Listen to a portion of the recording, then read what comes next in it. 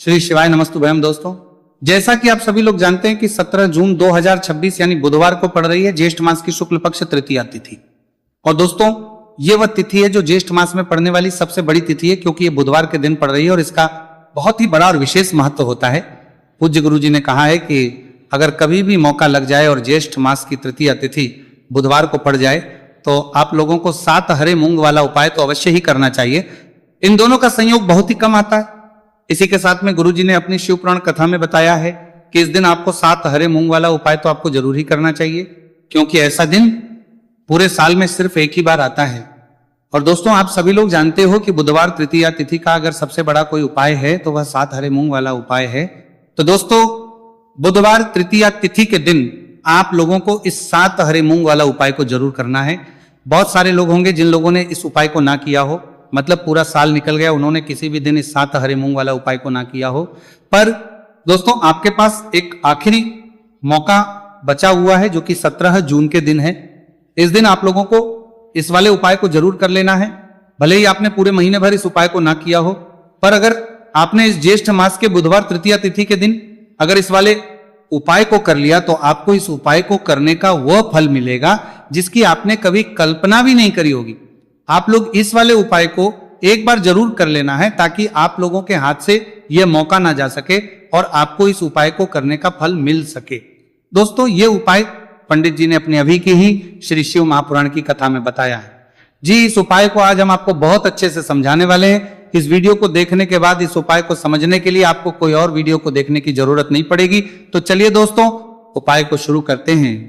यह इस ज्येष्ठ मास के बुधवार तृतीया तिथि के दिन यह इतना खास होता है, इतना महत्वपूर्ण होता है। देखा गया है कभी कभी बड़े बड़े पूजा पाठ अनुष्ठान से जो मनोकामना पूर्ण नहीं होते, वो ज्येष्ठ मास की बुधवार तृतीया तिथि के दिन एक छोटे से उपाय करने से ही आपकी मनोकामना पूर्ण हो जाती है। और बहुत सारे लोगों ने इस उपाय को किया भी है और उनको इस उपाय को करने का फल भी जरूर मिला है। अगर आप लोग इस उपाय को करना चाहते हैं तो आप इस उपाय को पहले अच्छे से समझ लेना, सुन लेना, उसके बाद करना, आपको इस उपाय का फल जरूर मिलेगा। और इस उपाय को कर लेने से आपके घर में चाहे किसी भी प्रकार की दुख और समस्या क्यों ना चल रही हो, आपको उसका कारण भी नहीं पता है कि भाई ये समस्या किस कारण से चल रही है। उसका कुछ भी कारण हो सकता है, जैसे पितृदोष हो सकता है या किसी भी तरह का मंगल दोष भी हो सकता है। तो इस दिन आप लोगों को यह का उपाय कर लेना है। ये एक ऐसा उपाय है जिस उपाय को अगर किसी विशेष दिन पर किया जाए तो भाई उस विशेष दिन का जो है वो तो हमें मिलता ही मिलता है, पर हमने उस दिन पर इस उपाय को किया है तो हमें उससे भी बड़ा फल मिलता है और फल बहुत जल्दी मिलता है, क्योंकि आप इस उपाय को बहुत ही बड़े और विशेष दिन पर कर रहे हो। तो चलिए अब उपाय के बारे में बात करते हैं, लेकिन उससे पहले आप लोगों को यह जानना आवश्यक है कि आखिर यह उपाय किस समय करना है, किसको करना है और कैसे करना है। तो चलिए हम आगे आपको वीडियो में एक एक करके बता देते हैं। लेकिन उससे पहले अगर आप लोग हमारे चैनल पर पहली बार आए हैं या फिर मेरी आवाज आज पहली बार सुन रहे हैं तो हमारे चैनल को सब्सक्राइब जरूर कर लेना और इस वीडियो को लाइक करके कमेंट बॉक्स में श्री शिवाय नमस्तुभयम ओम नमः शिवाय जरूर टाइप कर देना। तो दोस्तों, इस 7 हरे मूंग वाला उपाय को हमें इस बुधवार तृतीया तिथि के दिन कैसे करना है, किसको करना है, किस समय करना है और कहां करना है, ये सारे सवालों के जवाब आपको इस वीडियो में मिल जाएंगे। और जो ये वीडियो देखेगा भाई उसको 7 हरे मूंग वाला उपाय जरूर करना चाहिए, क्योंकि इस दिन एक हरे मूंग का भी बहुत ही बड़ा और विशेष महत्व होता है। और जब बात आ जाए 7 हरे मूंग वाला उपाय की तो ये सोने पे सुहागा वाली बात हो जाती है और ये एक बहुत ही बड़ा उपाय हो जाता है इस बुधवार तृतीया तिथि का। तो अब दोस्तों, इस 7 हरे मूंग वाला उपाय को आखिर करना है। सबसे पहले हम लोग वो बात जान लेते हैं। तो देखो, घर की जो बड़ी माताएं बहनें होती है, उन माताओं बहनों में से कोई भी एक बड़ी माता बहन इस वाले उपाय को कर सकती है। और दोस्तों, अगर आप चाहे तो अपने घर में से सभी सदस्यों को भी इस उपाय को करवा सकते हैं। अगर किसी व्यक्ति की खुद की कोई मनोकामना है, खुद की कोई दुख और परेशानी है जो कि वह अपने लिए ही करना चाहता है इस वाले उपाय को, तो वह खुद अपने लिए भी कर सकता है। बाकी अगर कोई घर में से ऐसा है जो कि अपने पूरे घर परिवार की सुख और शांति के लिए ये वाला उपाय करना चाहता है तो भाई वो भी कर सकता है, उसमें भी कोई दिक्कत वाली बात नहीं है। कहने का मतलब यह है कि इस उपाय को हर एक सदस्य भी कर सकता है और पूरे घर परिवार के सदस्य के लिए घर की बड़ी माताओं बहनों में से कोई एक माता बहन भी कर सकती है। माताएं बहनें अगर घर में उपस्थित ना हो या वो ये वाला ना कर पा रही हो तो फिर घर का कोई बड़ा सदस्य भी इस 7 हरे मूंग वाला उपाय को कर सकता है, चाहे फिर वह पुरुष ही क्यों ना हो, उसमें कोई भी दिक्कत वाली बात नहीं। उसके बाद में दोस्तों, जो अगला प्रश्न निकल कर आता है वो ये आता है इस उपाय को लेकर कि आखिर इस उपाय को हमें किस समय करना है, सुबह के समय करना है कि शाम के समय करना है।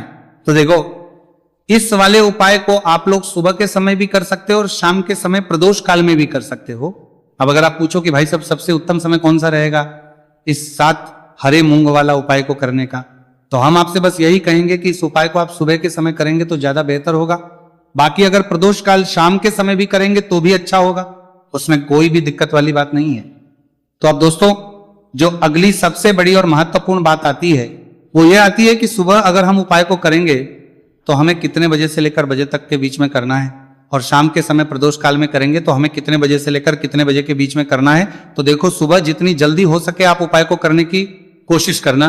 बाकी अगर किसी कारणवश लेट भी हो जाओ, थोड़ी देर भी हो जाए, तो 10 या 11 बजे तक भी आप उपाय कर लेना, पर 12 बजे से ज्यादा देरी ना हो।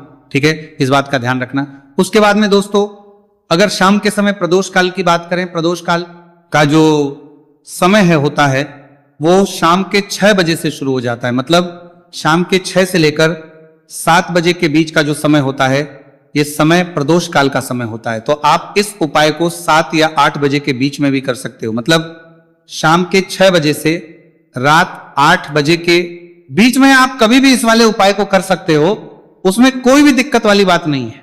देखिए, आप किसी भी रोग से परेशान, आपके शरीर में कोई भी भारी रोग हो चुका है, भारी बीमारी हो चुकी है, या फिर यदि आप किसी भी कार्य में सफलता की प्राप्ति करना है, आप नौकरी में सफलता प्राप्त करना चाहते हैं, आप अपने व्यापार में सफलता की प्राप्ति करना चाहते हैं, आप यदि किसी भी एग्जाम की तैयारी कर रहे हैं और आप यदि उसमें सफलता की प्राप्ति करना चाहते हैं, या फिर आपके विवाह में विलंब हो रहा है, यानी कि आपके किसी भी प्रकार के कार्य में रुकावटें आ रही हैं, बाधाएं आ रही हैं, तो आपको इस तृतीया तिथि पर ये दिव्य उपाय करने से नहीं चूकना चाहिए। तो चलिए दोस्तों, जानते हैं इस उपाय के बारे में, लेकिन उससे पहले पूज्य गुरुदेव की ही कथा के अनुसार आपको इस उपाय को बहुत विस्तार से समझाने का प्रयास करेंगे। लेकिन उससे पहले यदि आप भगवान शिव के सच्चे भक्त हैं तो हमारे इस वीडियो को लाइक जरूर करें। देखिए, पूज्य गुरुदेव ने बताया है कि बुधवार का दिन बुद्धि, ज्ञान और विवेक के प्रदायक देव भगवान गणेश को समर्पित होता है, और जो भगवान गणेश है वह भगवान शिव के सबसे प्रिय है। तो बुधवार के दिन किया जाने वाला यह हरे मूंग का उपाय महादेव के साथ साथ भगवान गणेश है, गणेश को भी प्रसन्न करने वाला है। देखिए, इस वीडियो में हम पूज्य गुरुदेव द्वारा बताए गए 2 बहुत ही खास उपायों के बारे में जानने वाले हैं। पहला जो उपाय है, यदि आपको अपने किसी भी प्रकार के कार्य में रुकावटें देखने को मिल रही हैं, आप यदि किसी भी प्रकार के कार्य में सफल नहीं हो पा रहे हैं, या फिर यदि आप अपनी को भ्रमण करना चाहते हैं, अपने ज्ञान और विवेक को बढ़ाना चाहते हैं, तो विशेषकर ऐसे लोगों को यह पहला उपाय करना है। तो देखिए, इस उपाय को करने के लिए सबसे पहले तो आपको मात्र हरे मूंग लेने हैं। देखिए दोस्तों, आप इस उपाय के लिए 5, 7, 21, 51 जितने भी आपके पास हरे मूंग उपलब्ध हो जाते हैं उतने आपको मात्र हरे मूंग लेने हैं। लेकिन आपको एक विशेष बात का ध्यान रखना है कि जितने भी हरे मूंग के दाने लेंगे वह साबुत होने चाहिए, खंडित नहीं होने चाहिए। इस बात का आपको विशेषक ध्यान रखना होगा। पूज्य गुरुदेव ने बताया है कि इस उपाय के लिए आपको मात्र हरे मूंग की ही आवश्यकता होगी। तो देखिए, मात्र आपको जो ये हरे मूंग है इन्हें सीधे लेकर के पहुंच जाना होगा भगवान शिव के मंदिर में। देखिए दोस्तों, गुरुदेव ने बताया है कि इस उपाय को आप सुबह से लेकर के शाम तक किसी भी समय में कर सकते हैं, लेकिन यदि आप पास समय है तो आप इस उपाय को प्रदोष काल के समय में भी कर सकते हैं, क्योंकि जिस दिन तृतीया तिथि की तिथि होती है उस दिन प्रदोष काल के समय में साक्षात भगवान शिव शिवलिंग में ही विराजमान होते हैं। इसीलिए आपको पूरी कोशिश करनी है कि तृतीया तिथि की तिथि पर आपको प्रदोष काल के समय में ही यह उपाय करना है। लेकिन किसी कारणवश यदि आपको समय नहीं मिल पाता है तो फिर आप इस उपाय को सुबह से लेकर के शाम तक किसी भी समय में कर सकते हैं। तो देखिए दोस्त, सबसे पहले तो आपके पास जितने भी हरे मूंग, चाहे आपके पास 5 हरे मूंगे, 5, 7, 21 जितने भी हरे मूंग हैं, उन्हें आपको अपने सीधे हाथ की हथेली में रखना है और आपको अपनी मुट्ठी के अंदर इन हरे मूंग को बंद कर लेना है। अब देखिए, आपको ये जो हरे मूंग की मुट्ठी है इसे सबसे पहले तो भगवान शिव के शिवलिंग से स्पर्श करवानी है। देखिए दोस्तों, आप सभी को पता है कि जब हम शिवलिंग पर कोई भी सामग्री अर्पित करते हैं उससे पहले हम अपनी मुट्ठी के माध्यम से उस सामग्री को शिवलिंग पर स्पर्श करवाते हैं। तो सबसे पहले तो आपकी मुट्ठी में जो हरे मूंग है उस हरे मूंग की मुट्ठी को आपको शिवलिंग पर स्पर्श करवानी है, और आपको इस हरे मूंग की मुट्ठी को वर्ष करवाते समय लगातार शिव महापुराण के मूल मंत्र श्री शिवाय नमस्तु भयम या फिर ओम नमः शिवाय इस मंत्र का जाप करते रहना है।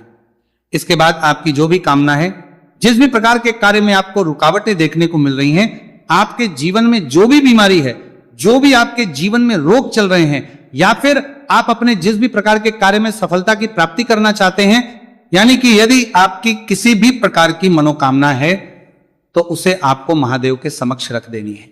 देखिए, आपको अपनी मुट्ठी को शिवलिंग से स्पर्श रख के ही आपकी जो मनोकामना है उसे महादेव के समक्ष रखना है। तो देखिए, आपको श्री शिवाय नमस्तु भयम इस मंत्र का जाप करते हुए अपनी मनोकामना को बोल देना है। इसके बाद आपको अपनी जो मुट्ठी है इससे शिवलिंग से हटा लेनी है।